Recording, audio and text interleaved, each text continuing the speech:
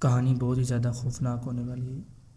ہمارے بھائی تھے ایک، انہوں نے بتایا کہ رات کو جب وہ ایک جگہ سے گزرے، پاس مدرسہ بھی تھا، جگہ کوئی خوفناک تھی، تو وہ جا رہے تھے اپنے گھر کو مدرسے سے ہو کر، تو راستے میں ان کو ایسا لگا کہ کوئی چیز ان کا پیچھا کر رہی ہے، چل رہی ہے، لیکن ایک دم جب وہ پیچھے مڑ کے دیکھتے تو کوئی بھی نہیں ہوتا۔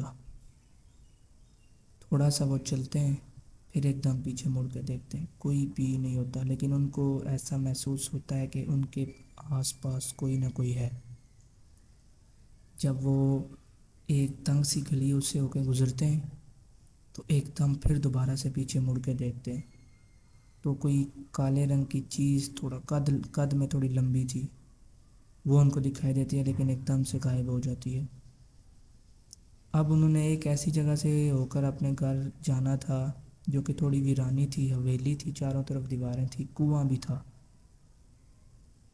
اب وہ کنویں کے پاس پہنچتے ہیں تو کنواں لمبائی کے لحاظ سے اتنا نیچے نہیں تھا، لیکن گہرا تھا، رات کا ٹائم تھا، اور وہ کنویں کے پاس سے گزرنے لگے۔ کنویں پرانے زمانے کی بات ہے کہ اس ٹائم تو یہ ہوتا تھا کہ کنویں کے اوپر جالا نہیں ہوتا تھا۔ وہ کہتے ہیں کہ میں جیسے ہی کنویں کے پاس سے گزرا، مجھے پیچھے سے کسی چیز نے دھکا دیا، اور دھکا دیا اور میں کنویں میں گر گیا، لیکن کنویں کے ساتھ کر کے سیڑھیاں سے لگی تھی، میں نے ایک دم ان کو پکڑ لیا اور زور زور سے چیخنا چلانا شروع کر دیا۔ اب آس پاس جتنے گھر تھے وہ سارے آ گئے، اور ان کو پہلے تو انہوں نے مجھے نکالا، پھر انہوں نے مجھ سے پوچھا کہ بھائی کیا ہوا، پھر میں نے ان کو سارا قصہ سنا دیا۔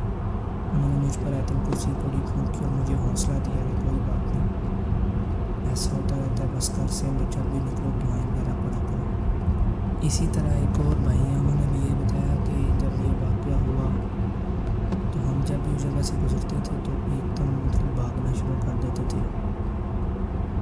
اور زور زور سے باتیں کرتے تھے تاکہ یہ جو بھی چیز ہے آس پاس ہمارے وہ ہم سے دور ہو جائے۔ اسی طرح ایک دوسری بھی کہانی ہے۔ ایک آدمی تھا، نام تو انہوں نے اپنا بتانے سے منع کر دیا ہے۔ وہ کہتے ہیں کہ ہمارا پشاور میں گھر تھا، اور گھر کے تھوڑا سا ہی دور پہ ایک جنگل تھا۔ اب جنگل سے میں لکڑیاں کاٹتا تھا اور وہ آ کے ہم سیل کرتے تھے بازار میں۔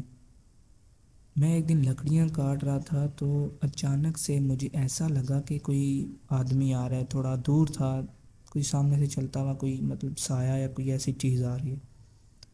اب میں نے لکڑیاں کاٹنا چھوڑ کے، دن کا ٹائم تھا، اور لکڑیاں کاٹنا چھوڑ کے میں اس کو دیکھنے لگ پڑا۔ وہ ایک دم سے غائب ہو گیا۔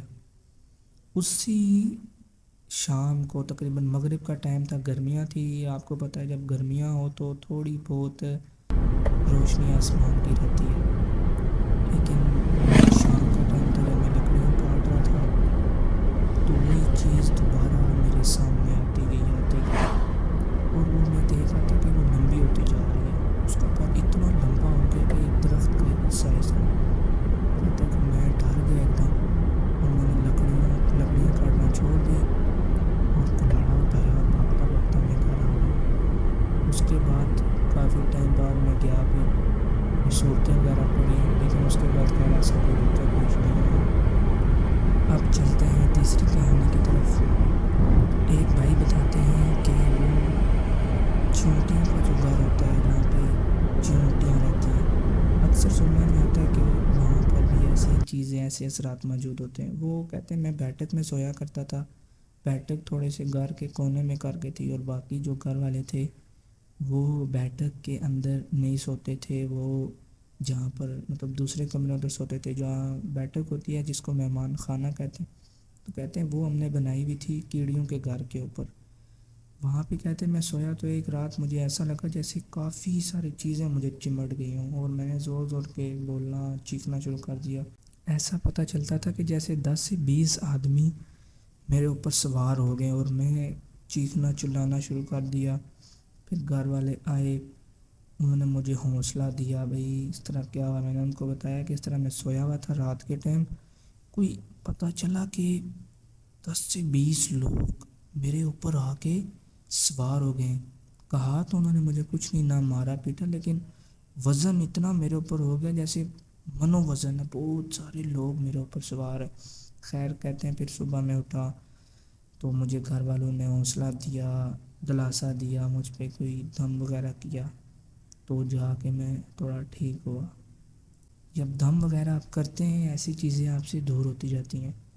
اکثر آپ نے دیکھا ہوگا کہ جب بھی کسی کو جن پڑے یا چڑیل کے اس کے اوپر اثرات ہوں، اور جب اس کے اوپر آیت الکرسی یا کوئی ایسے کلام خدا پڑھا جائے تو وہ چیختی چلانی شروع کر دیتی ہے، اسے اس کو تکلیف ہوتی ہے. اس لیے جب بھی آپ کے گھر میں بھی کسی کے ساتھ کوئی ایسا واقعہ ہو تو آیت الکرسی پڑھ دیا کرے، کوئی اور قرآن آیات پڑھ دیا کریں، انشاءاللہ سب صحیح ہو جائے گا. ملتا ہوں آپ سے اگلی ویڈیو میں، اور آپ کو ایک بات بتاؤں کہ اگر آپ بھی اپنی ایسی کوئی ہارر سٹوری سینڈ کرنا چاہتے ہیں، آپ کے ساتھ زندگی میں کوئی ایسا واقعہ ہوا ہو، +923257179833 نمبر آپ کو اسکرین پہ بھی شو ہو رہا ہوگا، اس نمبر پہ آپ سینڈ کر سکتے ہیں.